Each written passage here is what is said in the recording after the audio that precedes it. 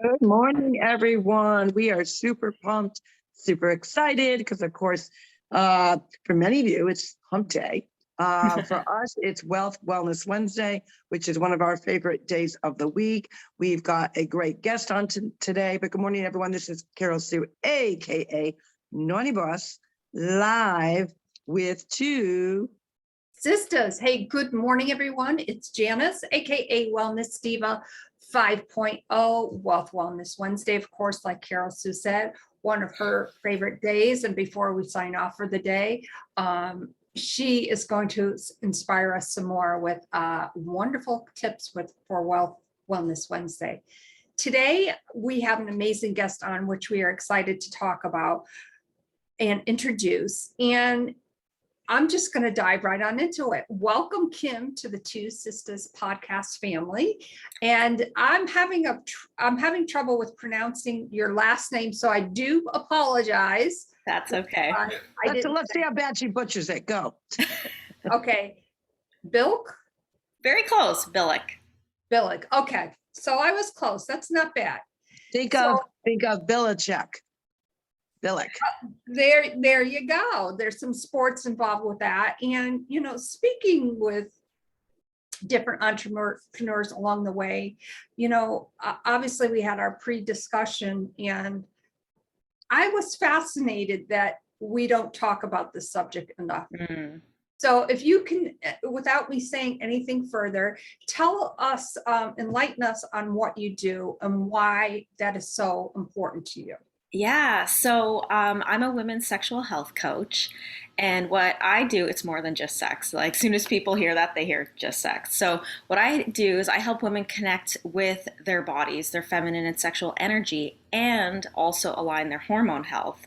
So I say they could be badasses in all areas of their life. And why I'm so passionate about this, so I've worked in the healthcare world for 11 years. And in 2017, I lost my period as I prepped for my first bikini competition.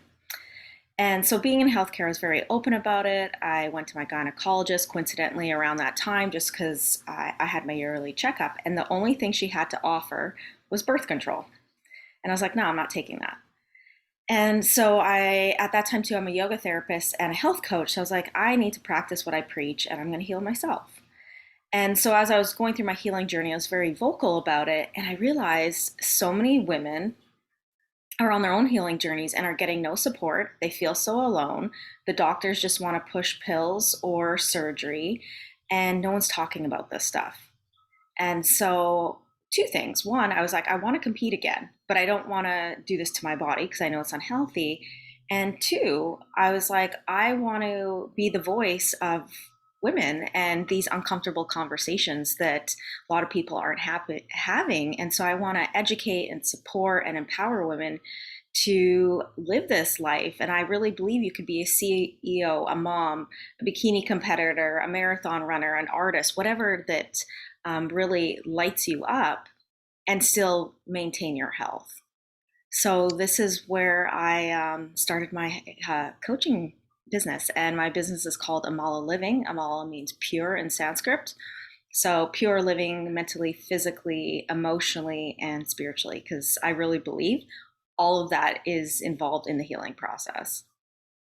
So now when you, very interesting, because I'm going to come in with, eventually as we get really going in this conversation, I'm going to hit some hot button items that I'm curious to see how someone in your industry of talking about these specific things, which is so important, incorporates. But my first thing is, you're talking about hormone therapy.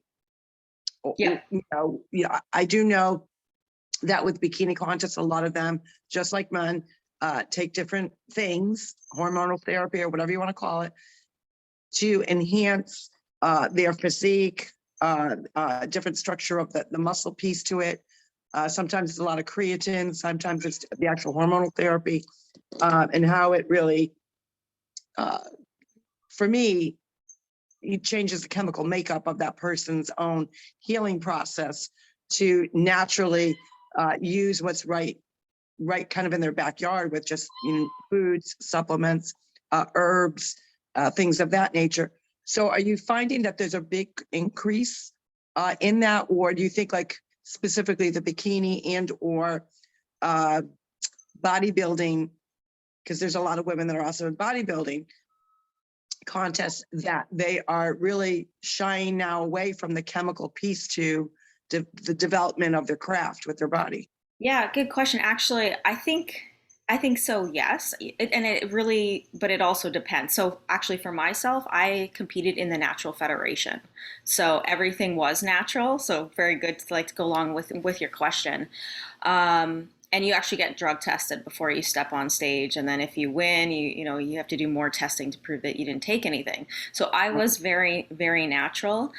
But what led to me losing my period was it was actually stress, because I was prepping for my show, which is 25 to 30 hours a week, working full time as an occupational therapist, teaching yoga, studying yoga therapy, and doing some contract work as a therapist. So that's like a lot on my plate. And I actually had lost my period 2 months before the show. And I was like, oh, once the show's done, I'll be fine. So it was stress for me. And then I say the extreme dieting and that intense exercise at the end was just like the icing on the cake for it. Right. Yeah, so it's moving forward. I did compete 4 more times naturally. Actually, in that time, I even went vegan and had the best body composition I ever had. So I was like super clean, super natural. But I mean, like, I shouldn't say it like this, but I used to train. I just moved to Florida, but I was in LA and I was training at Gold's Gym Venice, and I was seeing what was going on there in regards to the extra drugs and stuff. And that is going to make an impact on your body, for sure. For sure. Sidebar note, we're in Florida. I'm in Fort Lauderdale.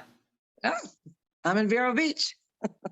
I'm not even sure where that is. I'm so new here. I've been here for a month. No, I actually was just in Fort Lauderdale last week before I flew to Texas, and I am probably about a mile and a half away north. So Oh, okay. I'm past West Palm. Okay, I know more or less where you're at. Yeah, so it is a great area, and we are blessed that we've got decent weather where you can get out and kind of get out of that gym environment, as we talk about, and do some, we have a lot of yoga classes on the beach, as well as just a lot of different exercises and things that really enhance someone for competing. But it's interesting to say that we do talk about stress and how it does impact. And Jan and I can attest to that, because, it's funny how the stress piece is really normally, or has been in the past, associated more with men. But now it's, women, over the last few decades have really dove into the work industry and the entrepreneurial industry, as well as still maintaining wearing those multiple hats of mom, nanny, grandma, aunts, and still providing for their family and managing what's going on in the house, and still remember, I got to take care of me and my desires and my passion. Mm-hmm. The stress level has gone from here to, and then of course what's going on in our world. So I can only imagine the stress level. Don't you think, Jan? Like, you're trying to wear all these hats. We talk about it all the time. Oh my gosh, yeah, I can obviously so relate to that, as everybody can, with different things and events that have popped up in our respective lives.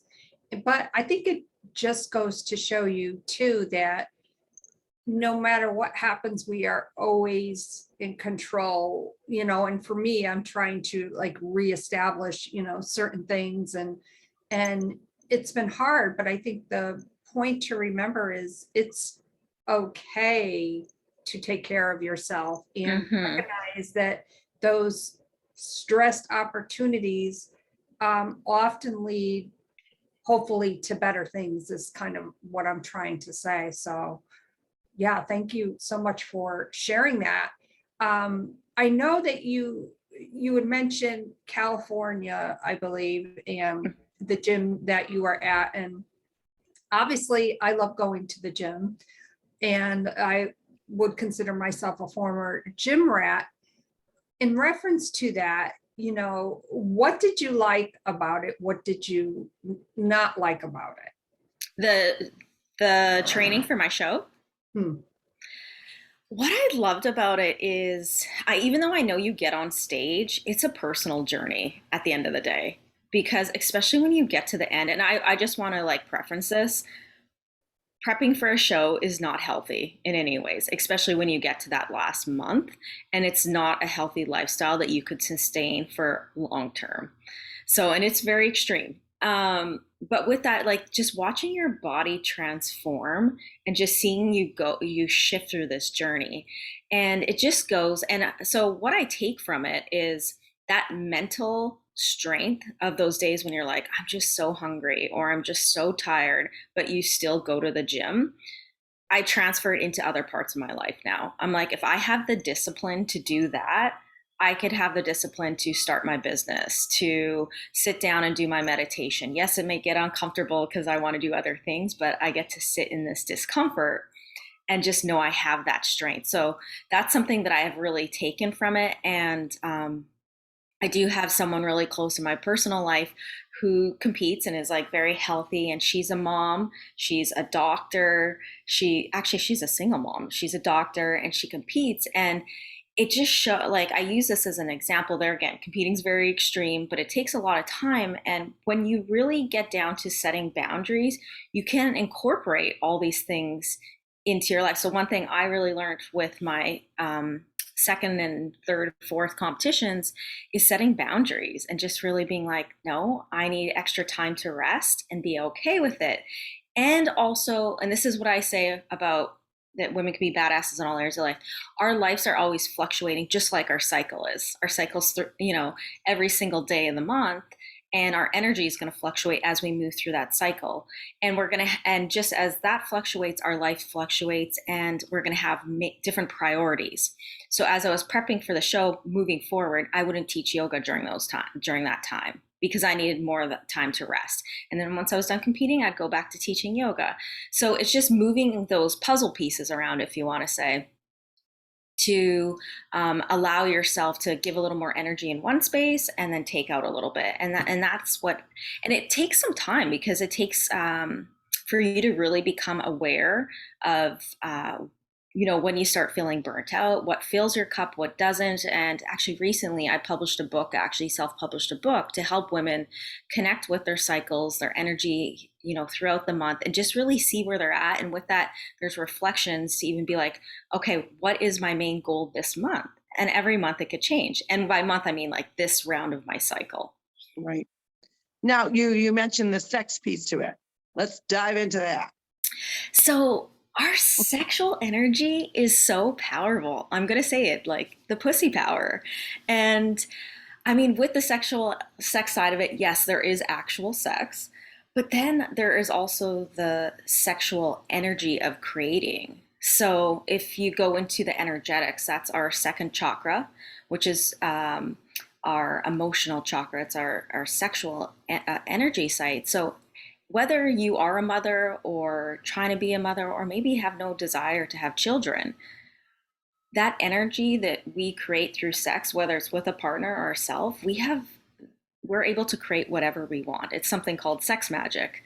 So through that orgasmic energy, you could manifest whatever you're calling into your life in order to create it. So that's like one aspect of it. And it's like when you're really tapped into that energy, you could walk into a big business meeting. Even just signing, like, say if you're looking for a house even, and there's like competition for that house, you could walk in there and just like have that energy and it's like, this is mine. So it's just really connecting to that powerful energy. And I know it's something that does not get talked about, like, so many things from masturbation, women experiencing pleasure. I speak to women that don't even look down at their vulva, and I'm saying vulva because that's the exterior. Vagina is more inside. I'm just sharing that because I know some women don't even know that, right? And well, they might have heard it on Seinfeld at one time. Yeah. But it's just like becoming, like, really loving yourself. Like there's so much shame and like dirtiness around that. Even our periods are so powerful. That blood has like, what's the word I want to say? Stem cells in it.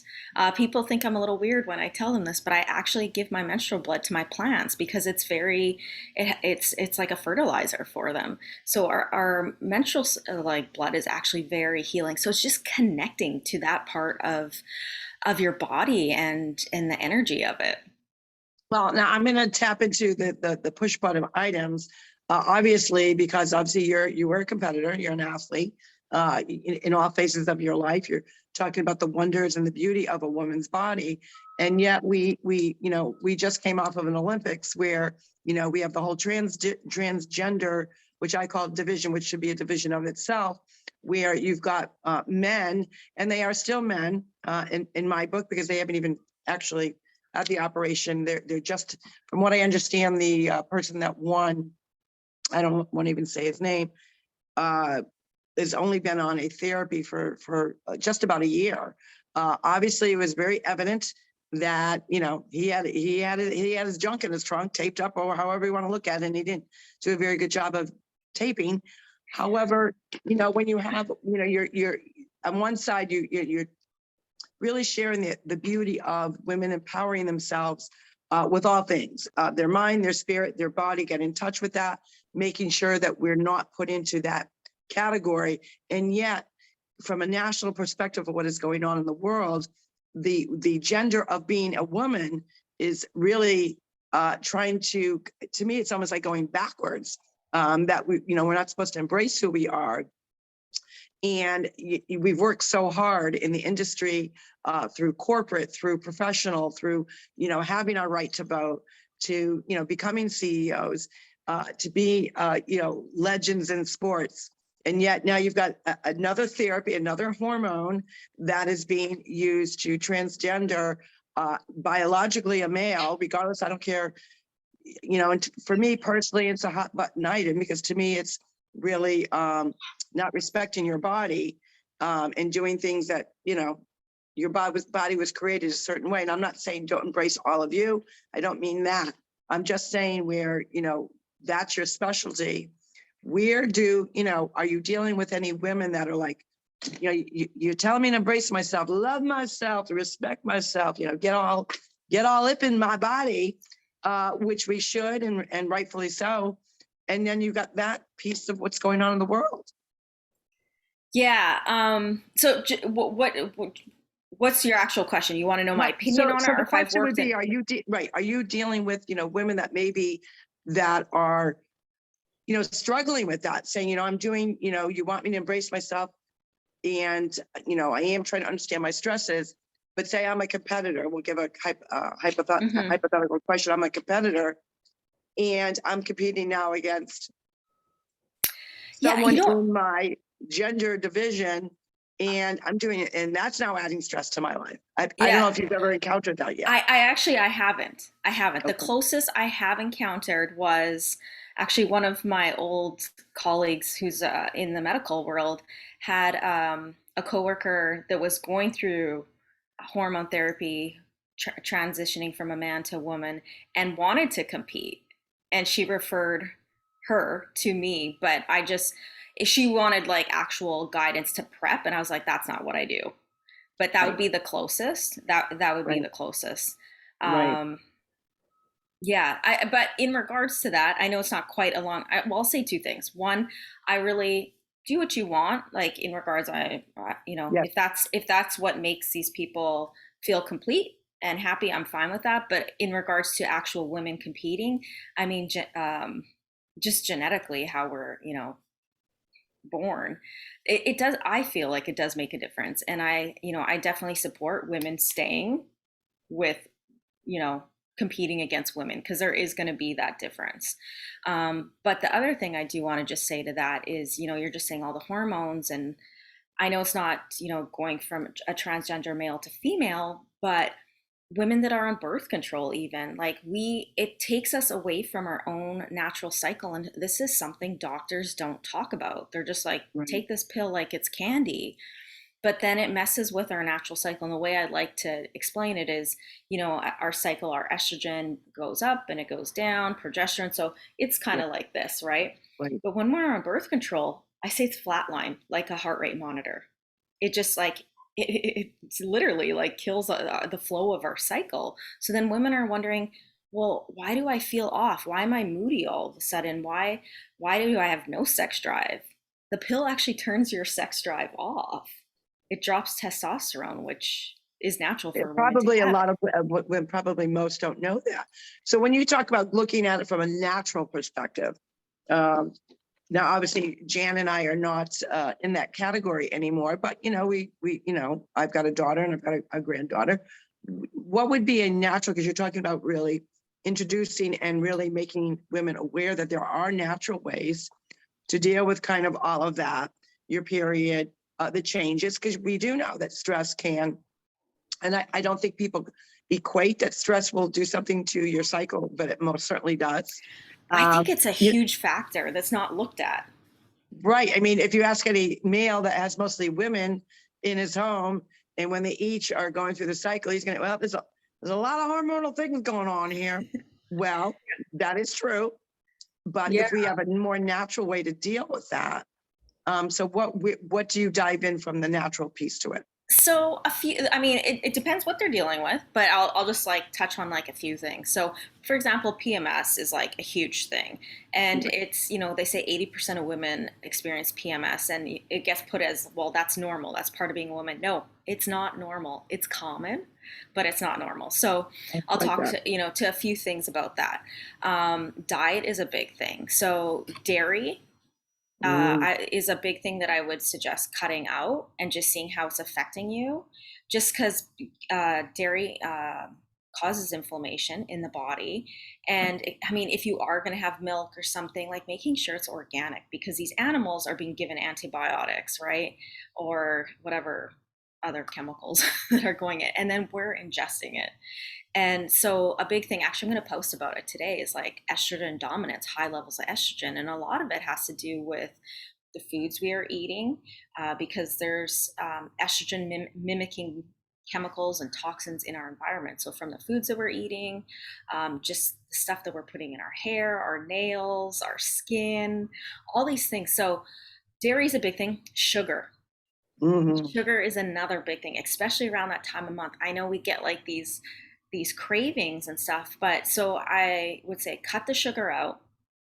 And then, yeah, if you still have like this craving that you want something sweet, adding in root vegetables. So like beets, carrots, sweet potato, because they're still that sweeter fruit, but they're higher in fiber. So they're going to make you feel full and satisfied. Yes, they're going to help make you feel regular. Being regular is actually very important for our hormones as well, to prevent estrogen getting stuck in the body, if you want to say.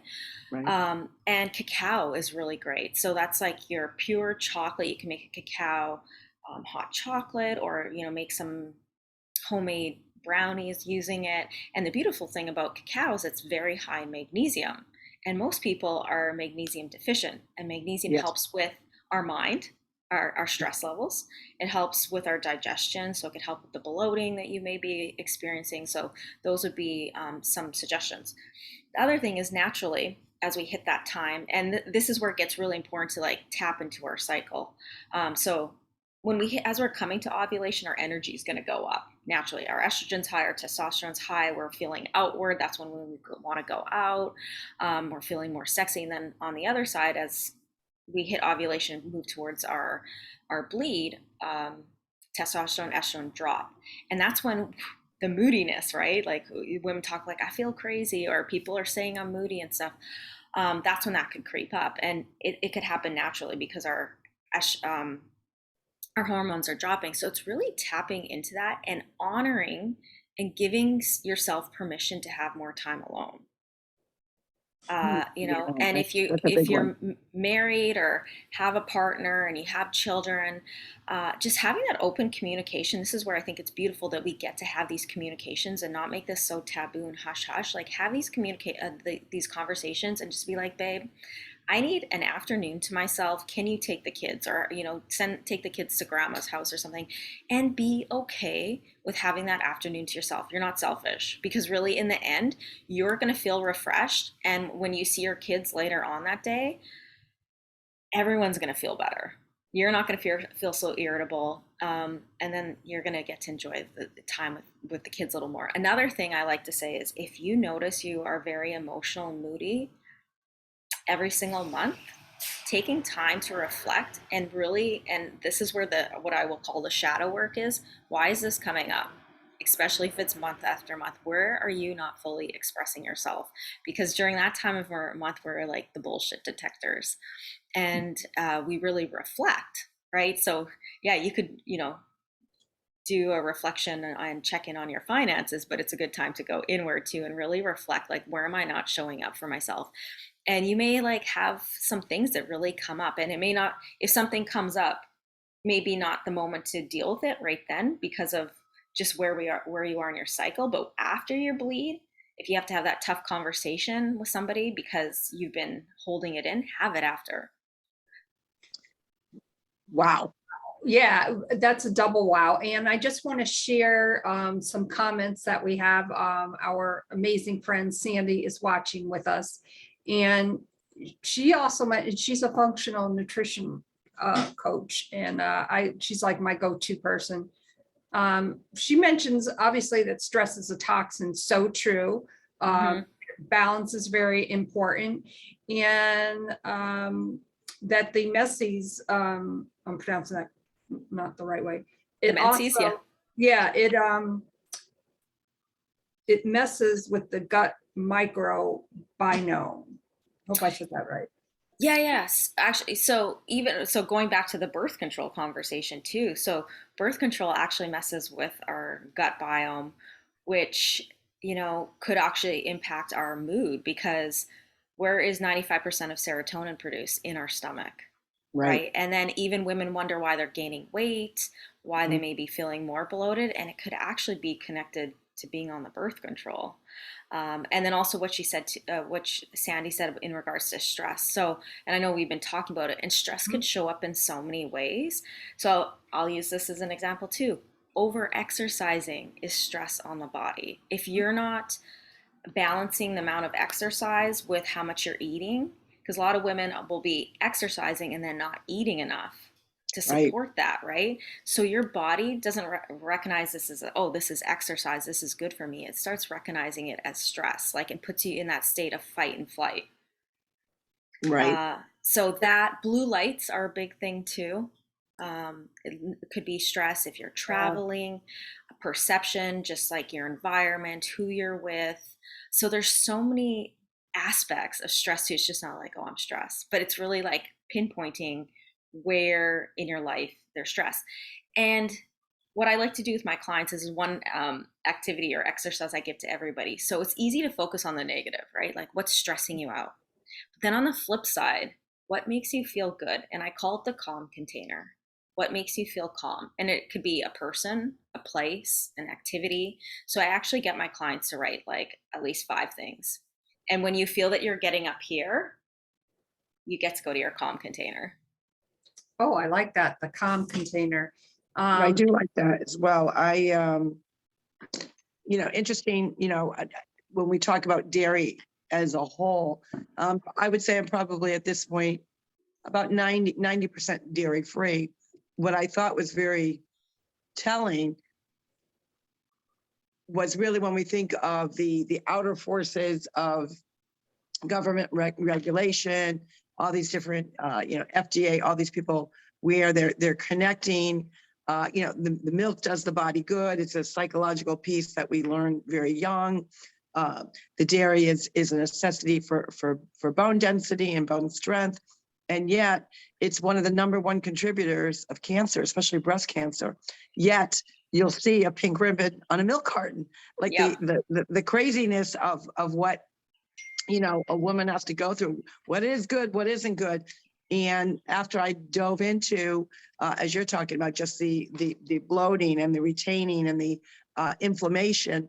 And once I caught that you talked about, once you went vegan for that short period of time, that you noticed that you had less inflammation and you actually performed better on stage. And yet a lot of people still are not connecting those personal dots. And it's someone like you and obviously the platform of our podcast that really shares the different ways of dealing with our hormones, our body, respecting our body, and connecting the dots, that just because a government agency or FDA or whatever, approves it, doesn't make it necessarily good for us. And we have to really do our own due diligence and research and understand get in tune, because our body is a machine.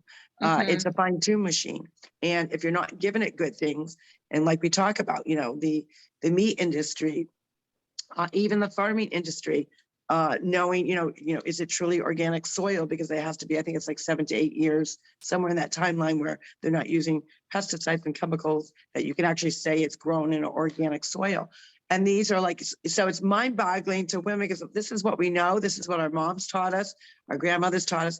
Now you're telling us, like, what do you mean the milk doesn't do the body good? And you're telling me to get away from dairy. So it really is kind of retraining our brain to say, you know what? Listen to your body. Your body's Yes. speaking to you. You've got to hear that inner voice, but also understand. And I always tell somebody, if you eat a certain food, because everyone talks about different food poisoning, I said, we poison our body daily. And sometimes I said, we know it, but we don't know it. So if you're eating, you go out to eat, and, within a certain amount of time, no, you may not necessarily, break out in hives. You might not vomit or whatever. But if you're in the toilet for quite a while, that is your body telling you, no, you're putting poison in me. I got to get it out. Yep. And Yeah. speaking of stress, I just want to welcome Diane to the broadcast. She mentions that we're all stressed. Diane, I hear you. Yeah. Can totally relate to that. And Sandy mentioned that milk is actually, which I knew this, is actually a very poor source of calcium. Yes, it is. And Diane just mentioned, and congratulations, Diane. She said no dairy for her. She lost 5 pounds immediately after leaving dairy behind. She also, lowered her cholesterol by 35 points. That is amazing, Diane. Wow, that's awesome, Diane. That's, these two people are taking complete control of their health. That is amazing. So congrats. So what would be the number one thing, Kim, that you could tell women out there of all ages? What would be the one thing that they should focus of what they should be listening to their body, whether it's from, like you said, with really understanding, getting to know your body and not feeling ashamed of, exploring your own body, or, from a mental aspect, or from a nutrition aspect? Ooh, What would be your number one thing?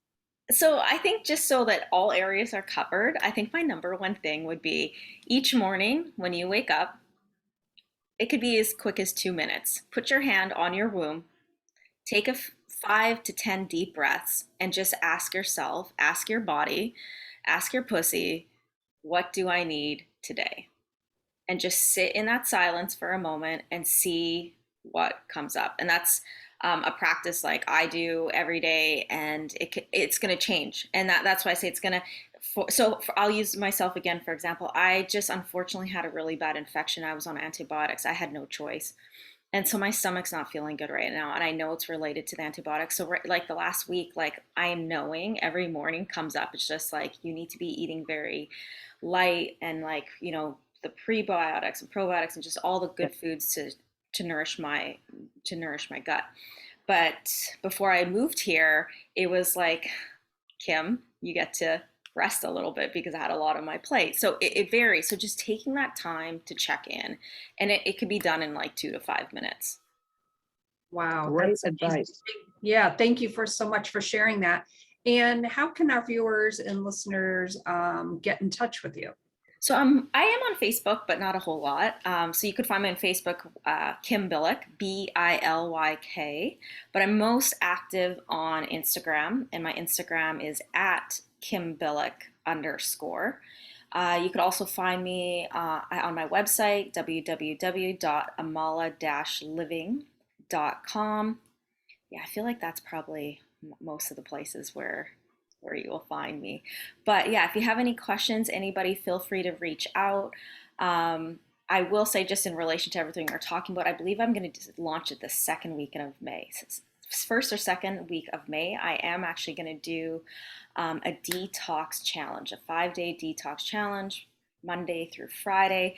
And I'm going to go deeper into like good foods to nourish your gut and working on gut health, also the different everyday chemicals we use, from hairsprays to makeup, perfumes, all those things, house cleaning products, cooking products. So it'd be a good detox to get ready for summer, right? Because people are always like, I want to lose weight for summer, but let's get to the root cause of some of these things. Right. And I think that that's part of, everyone, they have a push because of a season. And I say, seasons don't stop. Your gut health doesn't stop. So why wait for the season? You are the season. Just start doing it. Just clean your body out. And it does. It means eliminating some foods and understanding which foods are really good for you and which they're not, which are triggering. Because we do, a lot of people forget that within our gut, we do have a good bacteria, guys. We want to nourish that. So it's not a matter of just stripping your gut. It's just getting rid of and really introducing enzymes that are going to kind of juice up that gut to get rid of the junk, kind of the junk in the trunk, but it's the junk in the gut. Yeah, you want to clean it out, but then you also want to support the good. Yes, exactly. Just want to mention that Sandy said, absolutely, I'm in. All right, Sandy. All right. Contact me and then I will get you on the email list and be able to provide you all the information. Wonderful. What a great conversation, Kim. Bilyk, did I say that correct? Yes, you did. Thank you. You're very welcome. It was our pleasure having you on today, and the newest member of the TwoSistas family. And we can't wait to have you back. We need to continue this conversation. I would love to come back. I could have these conversations all day. That's awesome. They're such important topics of all pieces. And you're right. I can say that we've not had anyone on that really touches on those certain subject matters, and it's not taboo. These are conversations that we, womanhood, our tribe of who we are should be chatting about, shouldn't feel ashamed, shouldn't feel awkward. Yeah, first it might be a little awkward for somebody, but when they really think about it, I always say, take what, resonates with you and build upon that. Exactly. Wonderful. Well, today we're going to close out the show. And obviously we want to chat just a little bit about Wealth Wellness Wednesday. My name is Janice, aka Wellness Diva 5.0, and I'm with TwoSistas, and this is Carol Sue, aka Naughty Boss, reminding you it is Wealth Wellness Wednesday. What does that mean? It means having a healthy relationship with money and wealth, because guess what? The more you have, the more you can impact others. But you got to start somewhere. You got to start somewhere with that mindset, helping people and paying it forward. So on Wealth Wellness Wednesday, think of somebody that you want to impact, but it's got to be, the key is no one you know. Carol Sue, how can you do that? Well, very easy. You can go into, say, I'm going to use Walmart as a great example. How many moms are out there that are in that child aisle? Maybe they're buying diapers. Maybe they're buying formula. Maybe they're buying whatever, right? You know what? It doesn't matter about the financial piece to it. Could be $1, could be $5, could be 10. It's not the actual financial dollar amount. It's you actually physically doing and paying it forward. Now, how cool would it be for that unsuspecting mom to open up that box of diapers and a bill falls out, right? Well, that may be something where she's going to be shocked. It's going to impact her in such a way that she wants to pay it forward, or maybe it actually helped defray the cost of what she was buying. And the whole point is it's the act of doing, the act of giving. And we hope that we really get that domino train going, jump on that train of kindness in paying that financial exchange forward with somebody that you don't know, not your favorite charity, not helping out your girlfriend who's overdrawn in her checking account, which of course you can still do that, but it's really to impact someone that you don't know, because you do not know what that little act of kindness is going to impact their day and how it might change it. And they're going to remember that and they're going to pay it forward. With that, we wish everyone a great Wealth Wellness Wednesday. Kim, you added so much value to our podcast today. We're super excited. If you need more information about Kim, once this is uploaded, you will see all her credentials and how to get a hold of her right underneath that viewing. So we're super pumped, super excited, and I can't wait till we have Kim ×2 coming back on, and I know that will happen soon. With that, everyone have a great day, and we will see you tomorrow. What's tomorrow? Trending Thursday. Take care, everyone. Bye-bye. Bye, everyone. Bye.